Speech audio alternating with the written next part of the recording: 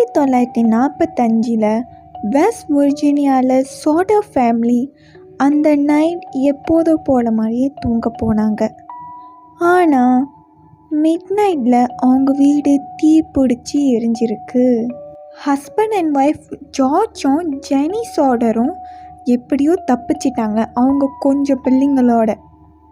ஆனால் 5 பிள்ளைங்க ஸ்டில் வீட்டு உள்ளே இருந்திருக்குங்க. அவங்க உள்ளே பார்த்துருக்காங்க அந்த பிள்ளைங்களை காப்பாற்ற. ஆனால் ஒன்று விசித்திரமாக நடந்திருக்கு. ஜார்ஜ் சோடர் அப்போ தான் ஏணியை எடுக்க போயிருக்காரு வேகமாக. ஆனால் அந்த ஏணியை காணும். அப்புறம் அவர் ட்ரக்கை ஸ்டார்ட் பண்ணியிருக்காரு. எப்போவுமே நல்லா வேலை செய்கிற ட்ரக் இப்போ மட்டும் ஸ்டார்ட் ஆகலை. ஈவன் நெய்பர்ஸ் கூட என்ன சொல்லியிருக்காங்கன்னா அவங்களால நேரத்துக்கு ஹெல்ப் பண்ண முடியலன்னு சொல்லியிருக்காங்க. அந்த வீட்டில் நெருப்பு அமைஞ்சதோட ஆத்தாரிட்டிஸ் அந்த இடத்த செக் பண்ணியிருக்காங்க. இதுதான் த ஷாக்கிங் பார்ட்.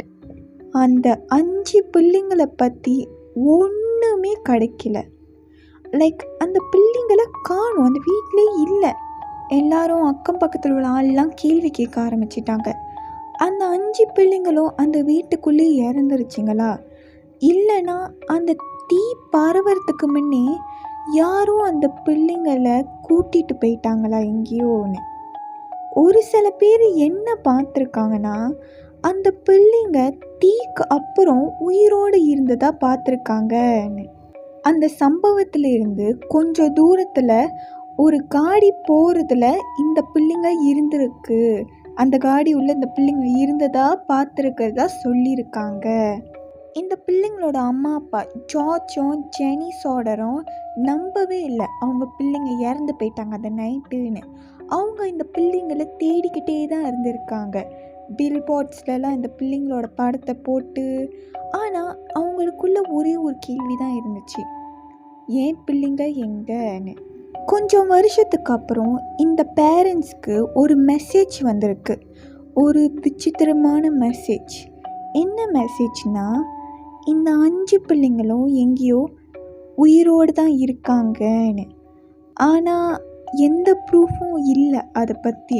அதுக்கப்புறம் ஏன் இந்த கேஸ் குழப்பமாக இருக்குன்னா, ஒருவேளை அந்த பிள்ளைங்க அந்த வீட்டுக்குள்ளே இறந்துருந்தா அட்லீஸ்ட் அந்த பிள்ளைங்களோட எலும்பாவது கிடச்சிருக்கோம்ல.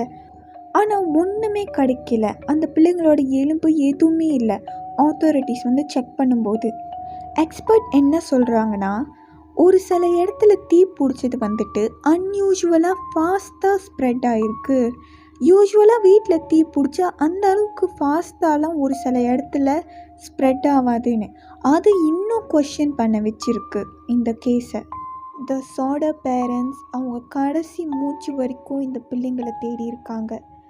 ஆனால் இன்னைக்கு வரைக்கும் இந்த பிள்ளைங்க எங்கே இருக்காங்க, அவங்களுக்கு என்ன ஆச்சுன்னு தெரில.